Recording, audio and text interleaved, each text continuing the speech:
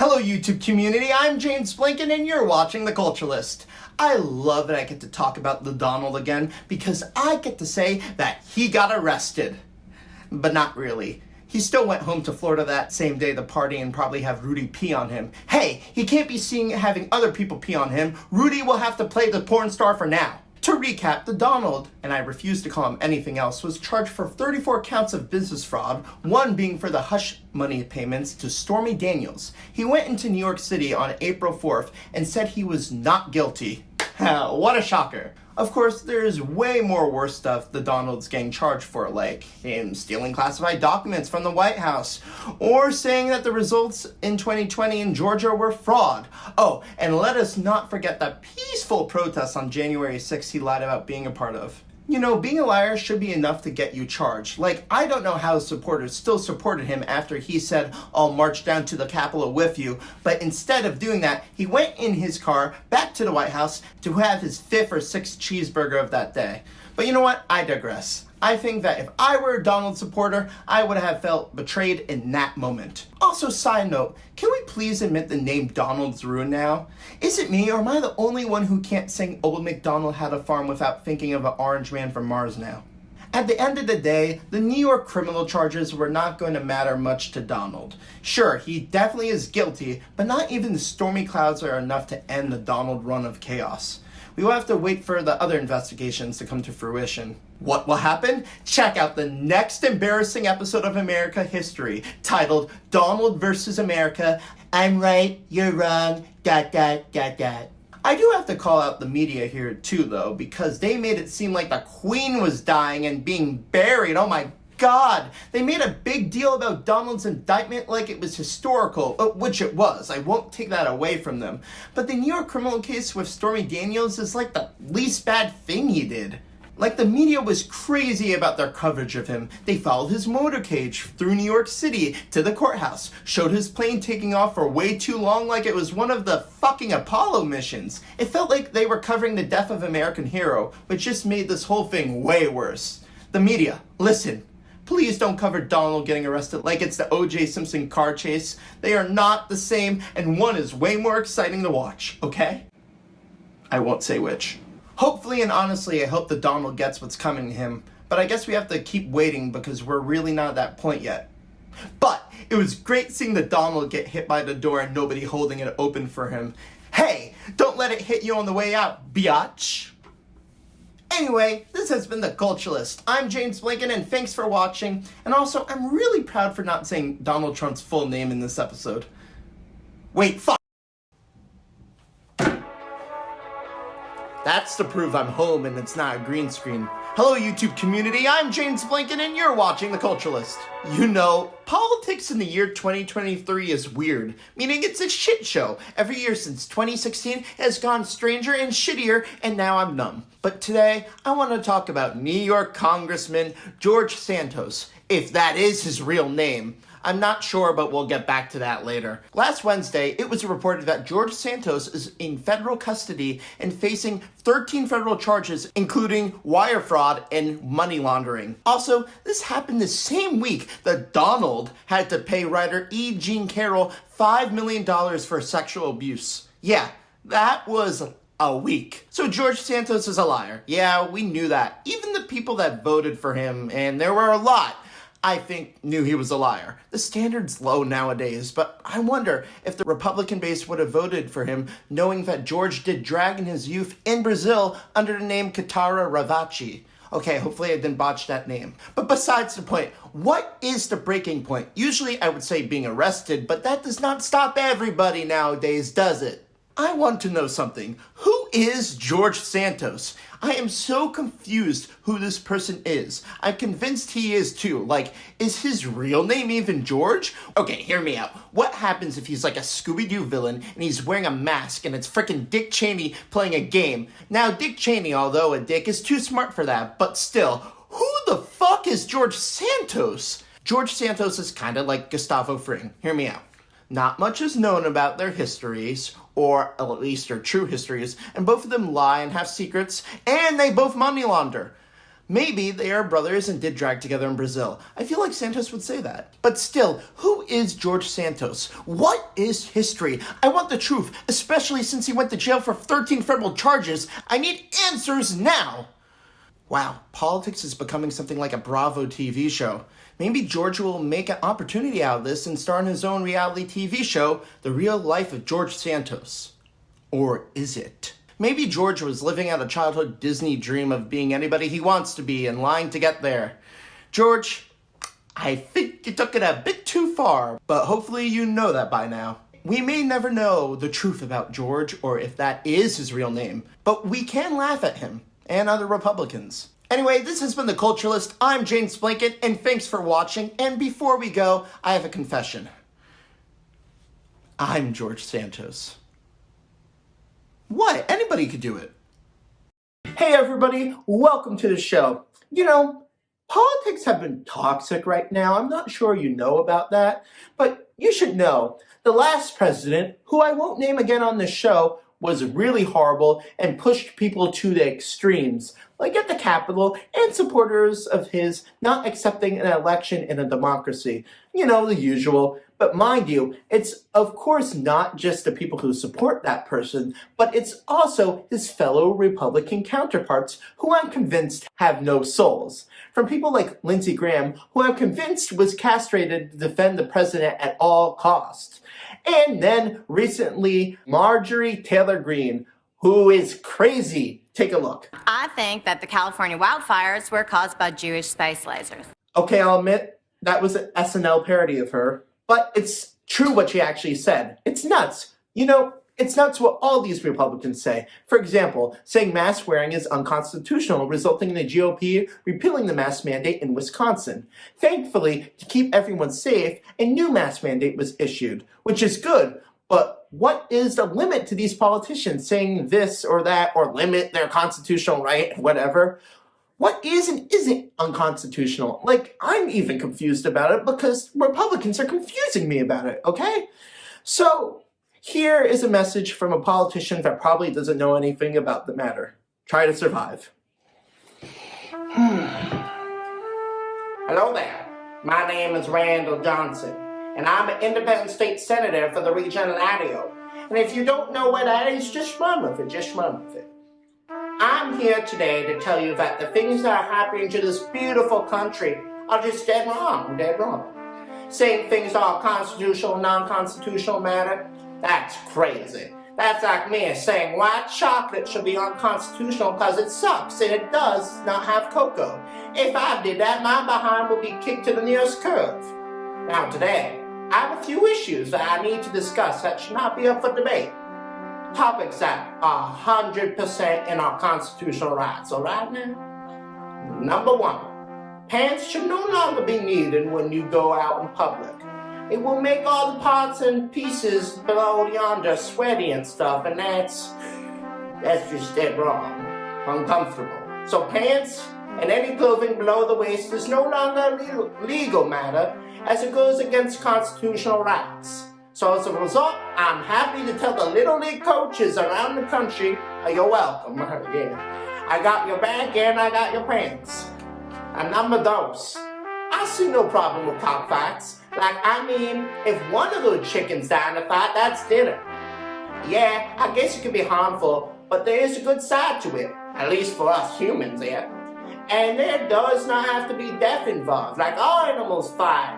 Us humans make sport out of it. And in all cases, it could be the same way with cockfighting. As a result, I think it's a constitutional right to allow cockfighting. Don't ask where the microphone came from, just run with it. Number three, public urination. There should be no judgment about taking a squat in a bush. If needed, go crazy. Nature calls when nature calls. And nobody should have a problem with that. And I'm not even sure if public urination is completely illegal, but I know people don't like when I do it. But hey, it's my bodily right, meaning it's my constitutional right, like everything else I said today. Thank you. And thank you for coming to my TED Talk. I'm the Randall, that's what people call me, and I'll talk to you folks soon. Out yonder. Shalom. Okay, that was weird, but when are politicians not weird, right? Besides the point, I know I said I won't mention the last president's name, but we have to talk about the letter he just sent into SAG, okay? The former president and quote-unquote movie star, which he talks about in the letter, and he also calls The Apprentice a show, which I never watch or care about, the most successful show in television history, which is just, wow, okay. His attitude at the start of the letter is even better. He says, I write to you today regarding the so-called disciplinary committee hearing aim at revoking my union membership. Who cares? And he's right, nobody cares. But knowing the former president, he wants people to care. So he's now sad that we don't care. Continuing. Now, this is a registration letter from SAG-AFTRA, but with no class. He keeps going, saying, I also greatly helped the cable news television business, said to be a dying platform with not much time left until I got involved in politics, and created thousands of jobs at networks such as MSDNC. Yes, he misspelled MSNBC. Wow. Continuing, and fake news CNN, among many others. We must all have different definitions of greatly helped. Like, I think he greatly helped fueled Americans' alcohol and drug consumption the past 4 years. Trump continued by saying, which brings me to your blatant attempt at free media attention to distract from your dismal record as a union. Your organization has done little for its members and nothing for me, besides collecting dues and prompting dangerous, un-American policies and ideas as evident by your massive unemployment rates and lawsuits from celebrated actors. Wait a minute! That man should say nothing about lawsuits because he literally made lawsuits. He has a whole Wikipedia page on lawsuits. Look at it! Let's continue. He then points to these policy failures as a reason he does not want to be associated with SAG-AFTRA, saying they did nothing for him. Okay, listen, I don't know as much as I should about SAG-AFTRA, but I bet they are relieved. I would be. I cannot believe someone like 45 would have this much attitude right now. But I guess some things don't change. But thank God we have a new president, and I know that infuriates him, and I'm happy about that. And that's our show for today. Until our next encounter, I'm James Blinken. This has been The Culturalist. The world is still spinning and I'm still breathing, so we're back with season 5, baby. 5 seasons, wow. That's 1 more than 4 and 4 more than 1. I love numbers, and also it's fun to do the show, so thanks for watching. But anyways, do you know what else is fun to watch? George Santos. George is the freaky garden gnome that freaks out the grandkids with their creepy smile. At the end of last year, Santos was removed from the House of Representatives, joining 5 other disgraces who were expelled, 3 of them for Civil War crimes. But it's fine, George is gay and Jewish. One of those may be a lie. So let's try to help Georgie boy get some new jobs. This is George Santos, help wanted. I have a list. So if we learned anything from politics recently, once you're burnt out, you go on Dancing with the Stars. Or if you're Rudy, you go on The Masked Singer. But of course he had the mask to oil spill. But come on, Sean Spicer was on Dancing with the Stars, and I want to see what Georgie boy got. I know he's packing. Okay, if dancing is not his thing, I think, and follow me here, he should become a criminal lawyer. Yes, like Saul Goodman. I think he would be good at it because he is a criminal and he's great at crafting bullshit. I'm not saying he would be a good criminal lawyer, but come on, George Santos, Kellyanne Conway being law partners? That's a combination, and I would watch that reality TV show. But to be honest, in all the shit we are nowadays, they would probably be the top lawyers of 2024. Okay, but what if Mr. Georgie Santos wants something more low-key? He can always become a gym teacher and move to a small town somewhere that preferably does not exist, and we never hear from him again. But I'm guessing nobody wants that. We want entertainment, so let's forget what I just said. Santos can become a TikTok influencer and tell the world which lies are most chic. Maybe tutorials that would be suitable. Yet again, Fox News is probably still hurting the ratings department after a racist stepdad who really does not like your brother's boyfriend, Tucker Carlson, was fired. So George can maybe be a suitable replacement for that fuck. Of course, George is known for his drag, so maybe I'm just saying he should go back to that. I bet he would get lines around the block. It would be nuts. I'm not saying I would go, but I would certainly be interested in what happens. Georgie is also a great liar. He could be an actor. He could become an Academy Award-winning actor. And let's be honest, actors are liars just for a living, unless you're Jared Leto, and then you're just a corpse of a character, or a method actor for short. What I'm trying to say is, look out, Hollywood. George could wreck your shit. Okay, I have one more job suggestion for ex-Congressman Santos. You should become a singer. I have a great song for you to sing. It could be your first single. Check this out.